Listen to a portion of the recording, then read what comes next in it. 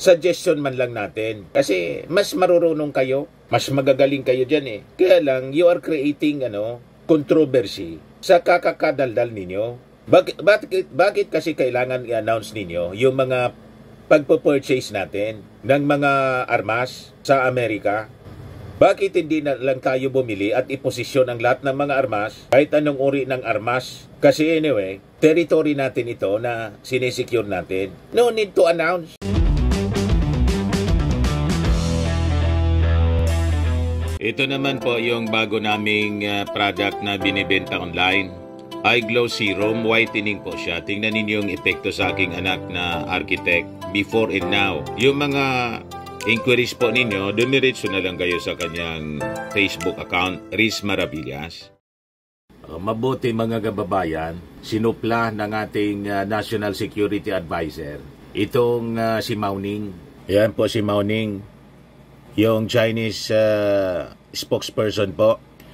Nakakairita po ang itsura ni Mao Ning. Parang itsura ni Sara Duterte. Nakakairita kasi masyadong arugante. Walang tigil mga kababayan sa pangingialam dito sa ating bansa. Lahat na lang nagalaw ng ating bansa para sa ating national security. Pinangingialaman, lalo ito pong plano natin na pagbili po ng mid-range missile. Siguro sa ating mga officials ng armed forces. Ba't kasi announce kayo ng announce? I-avoid ninyo yung mag-announce ng ating mga plano. Ba't ninyo laging sinasabi yung mga plano natin? yan din mga kababayan ang hindi natin maintindihan sa ating armed forces, sa ating defense department. Tularan natin. Sabi ko nga, ang kailangan natin dito po, mga military experts galing po sa Israel. Tularan po natin ang strategy ng Israel na hindi po sila daldal ng daldal kung anong pinagagawa nila. Hindi nga kino-confirm ng Israel na may nuclear weapon sila.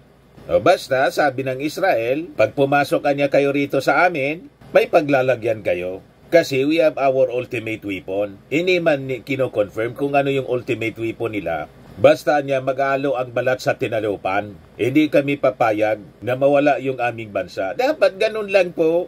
Paulaan lagi. Ayan tuloy, dumaldal na naman po si Mao Ning dahil sa pag-announce ng ating Department of National Defense and the Armed Forces na plano nating mag-acquire ng mid-range missile system. Ito na yung reaksyon ng China. Kasi nag-announce tayo, sabi ng China, Philippines starting arms race in the region. Nakakuha tuloy ng issue yung China laban sa atin na tayo nagsisimula ng arms race. Sila po yung nauna na nag-modernize ng kanilang armed forces. In fact, pangalawa sila sa pinakang biggest spender po, military spender. Siyempre, number 1 pa rin yung ating kaalyado, yung Amerika. Ang ambisyon kasi mga kababayan ng China, palitan yung posisyon ng Amerika bilang international police, bilang na leader ng mundo in the New World Order. Huwag kami China, hindi kami papayag sa ganyan, lalo na sa mga pag-uugali ninyo na santamba kayong mga mapagsamantala. But before natin mga kababayan pag-usapan, click subscribe mo na dito sa ating YouTube channel and hit the notification bell para lagi po kayong updated sa mga kaganapan dito sa ating bansa. Like and share na rin po ninyo ng ating video. At huwag na rin po ninyo na-skip yung ating mga commercial ads para tuloy-tuloy lang ang pag-unlad ng bagong Pilipinas. At itong ating programa mga kababayan, atid sa inyo nitong ating mga sponsors. Firmax Firming and Lifting Cream. Pinapay po sa mga pulses in affected area. Mainam po ito sa mga pains at paninigas ng mga kaso-kasuan. Ito sa mukha naman yung application, anti-aging, Automax po siya. Ito iGlow Zero mga kababayan, whitening po siya, made in South Korea. Ito naman po, Ningxia Red Mix Fruit Drink, gawa po siya sa goji berry, may anti-cancer properties po siya. At sa mga nagana po ng malinis and spacious fitness gym, pumunta lang po kayo sa aming Colossal Fitness Gym. May Grab ka rental din po kami. at bills payment po sa aming office. At saka sa mga mahilig po sa mga imported bags, manood po kayo sa live selling ni Madam Eileen Rosales sa kanyang Eileen Closet po. Pati mga shoes, ito yung kanya po. Ito yung kanyang page. Kita ninyo, napakagandang mga online selling po siya. Si Madam Eileen Rosales. Cellphone number niya po, 773-798-7816. Balik tayo dito sa ating topic. But before natin pag-usapan yung walang tigil na pangingialam sa atin ng China, ibigay ko muna itong mga breaking news po. Kasi may nangyari pong aksidente sa eroplano. Marami na po yung patay. Plane crash po. Ito po, plane with 181 on board crashes in South Korea, killing 29. Kani-kanina lang po ito. Dumagdag na nga po. Ayan yung latest po. 47 killed as plane crash lands in South Korea. Yan po. Ang sabi dito, the crash is believed to have been caused by contact with the birds, resulting in malfunctioning landing gear as the plane attempted to land at the airport in the country's southwest. So pinasok ng hinigop siguro ng makina, ng landing gear ng eroplano, yung mga ibon. Kasi papalanding siya po, mga kababayan, nang mangyari yung aksidente. Ito siya, mga kababayan, yung video. 제보에 따르면 비행기는 착륙 중에 랜딩 기어가 착륙한 뒤 활주로를 잠깐 끝까지가 폭발했다고 합니다. 전해드리겠습니다. 오늘 오전 9시 10분쯤. Ito na po yung kahindik-hindik na itsura ng eroplano. Shock yung mga South Koreans po. Breaking news siya sa kanilang national TV. Ito naman po sa Russia, may nag-crash din po na eroplano. Sabi rito, Russia's Putin apologizes to Azerbaijan over tragic airline crash. At least 38 people yung namatay, mga kababayan. Pinaniniwalaan kasi po na tinamaan ng missile, Russian missile, mga kababayan, yung eroplano. Pero si Putin po, hindi man nag-amin, hindi man umamin. Basta nag-apologize lang po siya without admitting na sila yung dahilan. Kasi tinamaan yung eroplano daw ng missile. Sabi dito, 4 sources with knowledge of the preliminary findings of Azerbaijan's investigation told Reuters that Russian air defenses had mistakenly shot the airliner down. Passengers said they heard a loud bang outside the plane. Then, dire-diretso na nag-crash yung eroplano, killing 38 people. So, yung mga biyaheros natin po, laging manalangin sa ating Panginoon sa ating mga pagbabiyahe.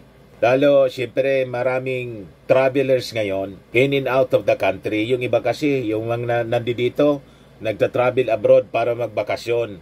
Yung nasa abroad naman, ang mga OFWs, umuwi dito para sa bagong taon, para magbakasyon po. Lagi po tayong manalangin na iligtas tayo sa mga aksidente tulad nito po, mga kababayan. Nakakalungkot yung pangyayari na sumalubong tayo sa bagong taon, pasalubong tayo sa bagong taon, patapos yung taon 2024. Ito pa yung nangyayari. Nakakalungkot na mga balita. O ngayon, balikan natin, mga kababayan, yung pangingialam, walang tigil ng pangingialam ng China sa atin. Nasabi nga natin, baka pwedeng tularan natin yung strategy ng Israel. Ang Israel po, secretive sila pagdating sa defense. Tayo, sige, kwento natin dito. Bumili na lang tayo, hindi lang ng mid-range missile. Bumili tayo ng intercontinental. Pero wag na nating i-announce, iposisyon na lang natin pag dumating. Dapat ganon, mga nuclear weapons natin para meron tayong nuclear deterrence. Kasi pag ganyan, nagkikreate tuloy ng tensyon. Pero pag nakaposisyon na yan, o di, anyway, pag hindi naman tayo pinasok nila, it is for our defense eh. Pag hindi naman tayo pinangialaman nila, pinasok dito, di, we will live in peace. Pero pag pumasok sila dito, rest in peace lahat. Ganon lang dapat, mga kababayan. Kasi tingnan ninyo, daldal ng daldal yung China. Tayo ang sinisisi pa.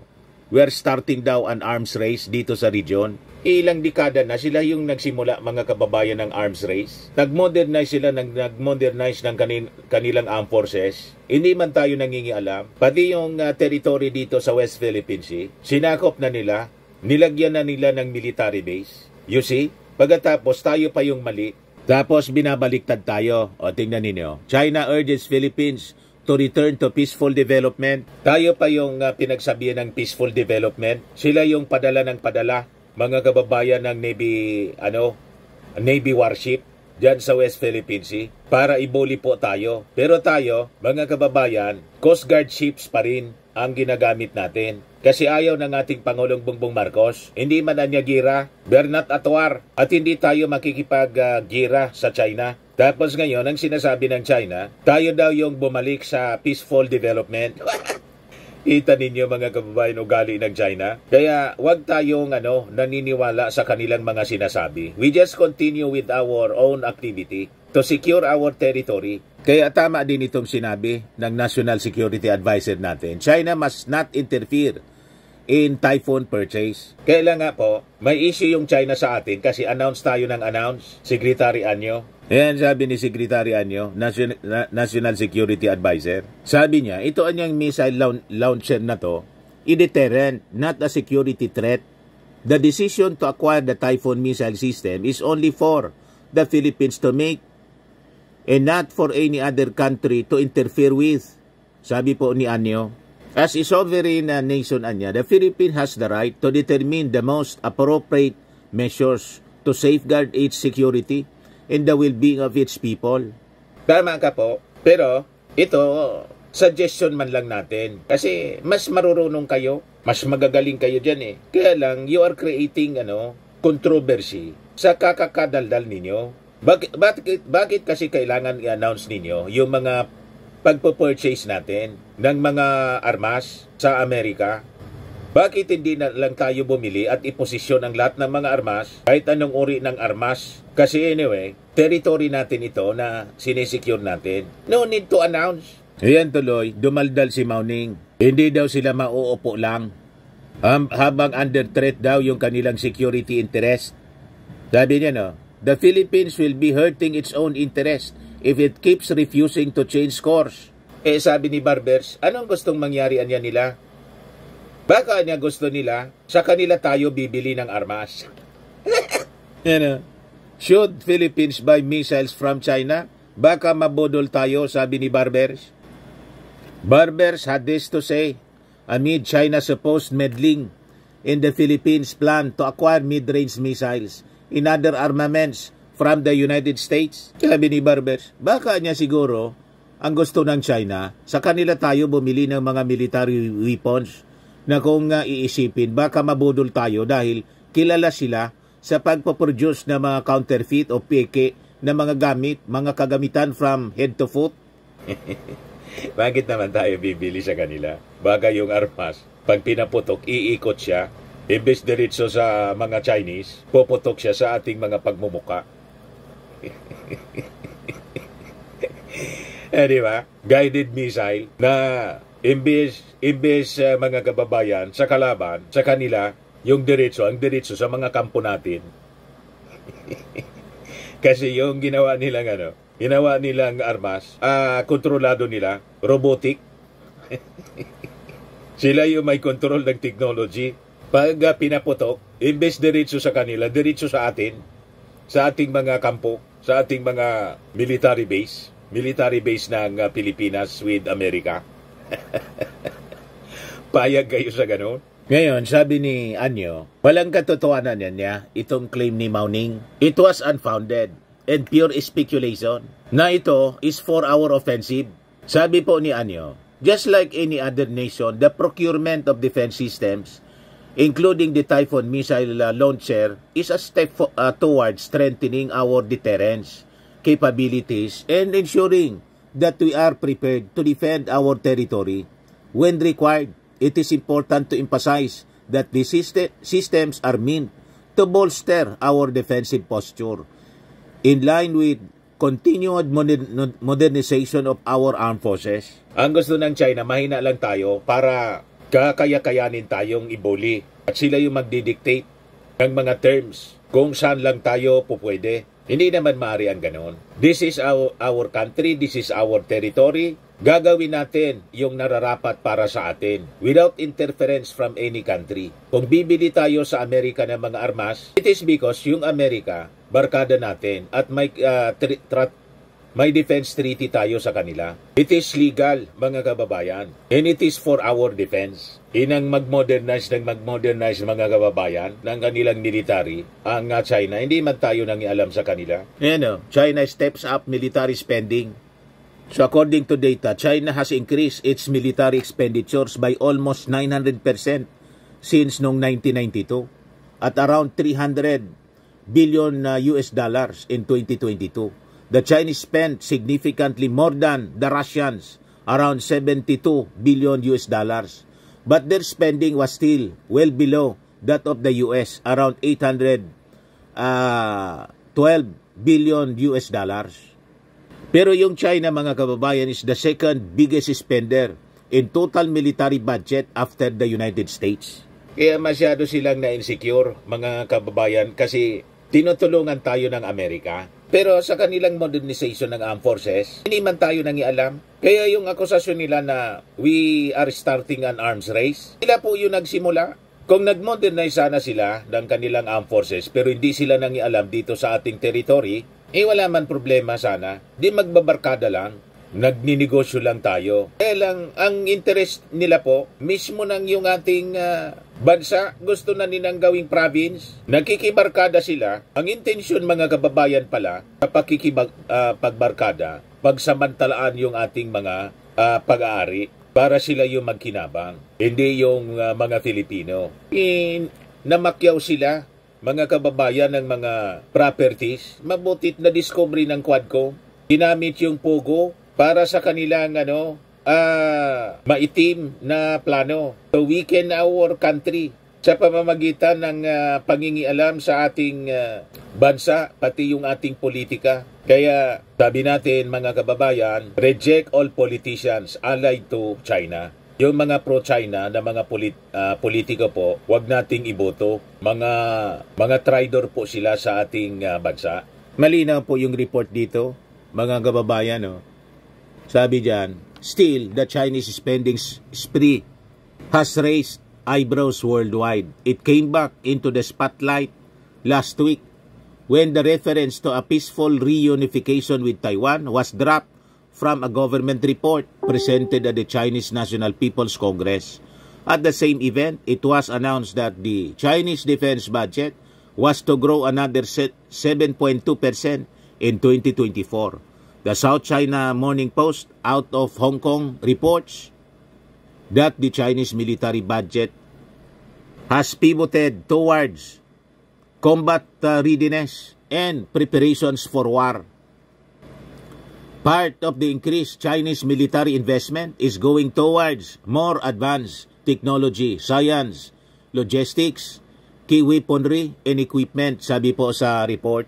Tapos tayo yung pagsasabihan, mga kababayan, na we have to return down to peaceful development. Kayo yung hindi peaceful yung ginagawa ninyong development. You are preparing for war. Pagkatapos, ang gusto ninyong mangyari, matulog lang kami. Ano kayo, siniswerte? Matutulog lang kami habang kinakamkam ninyo yung aming bansa? Huwag kami mga Chinese, tulad ng mga Israelites. Pag pumasok kayo rito, dito na kayo malilibing. All of you, magiging libingan ninyo ang aming bansa. Yung aming mga based sa survey, yung aming mga mamamayan, more than 80% willing to join the military to defend against foreign aggressor. Yun ang latest po sa survey. Mabuhay ang lahing kayumanggi, tulad ng ating lupang hinirang, ang mamatay ng dahil sa iyo. Ganun po. Sa mga naghanap ng malinis and spacious fitness gym, pumunta lang po kayo sa aming Colossal Fitness Gym. We also offer Grab Car Rental with our brand new 2023 model ng Toyota Innova. We also accept booking for those who are planning to travel via PAL, Cebu Pacific, and other airline companies, local and international, and bills payment for Meralco Bills, PLDT, Aleco Bills, etc. Ang Colossal Fitness Gym is located at 3rd floor Security Bank Building, Lanco Business Park, Legazpi City, Albay. For inquiries, look for Chilon Maravillas. Contact number 0966-802-0949. Yan yung aming Innova. Lagi na pong matao sa amin. Pati mga foreigners po, tingnan ninyo. Mga British tourists sila. Ang lalaki ng katawan na, mga kababayan, nag-gym sa amin. Ito naman po, Indian National. Ito mga mga European sila. Ito naman yung bago naming product na binibenta online, Eye Glow Serum. Whitening po siya galing sa South Korea. Tingnan ninyo yung epekto sa aking anak na architect entrepreneur, Riz Maravillas. For inquiries, look for Riz Maravillas on FB. Ito naman po, Firmax Firming and Lifting Cream. Pinapahid po ito sa mga pulses and affected area. Mainam po ito sa mga pains at paninigas na mga kaso-kasuan. Ito po, Automax Radiant Serum. Sa mukha naman yung application. Anti-aging po siya. You will look 10 years younger than your age. Sa mga cancer patients naman po, baka lang gusto ninyo itong itry. Nengxia Red Mixed Fruit Drink. Hindi man po siya gamot, food supplement siya. Kaya lang, gawa siya mga kababayan sa goji berry. Yung goji berry may anti-cancer properties. Yung mga inquiries ninyo, dumiretso na lang kayo sa aming messenger sa Facebook para masagot namin agad. Ayos po. Ako po si Dante Maravillas. Bye-bye. God bless.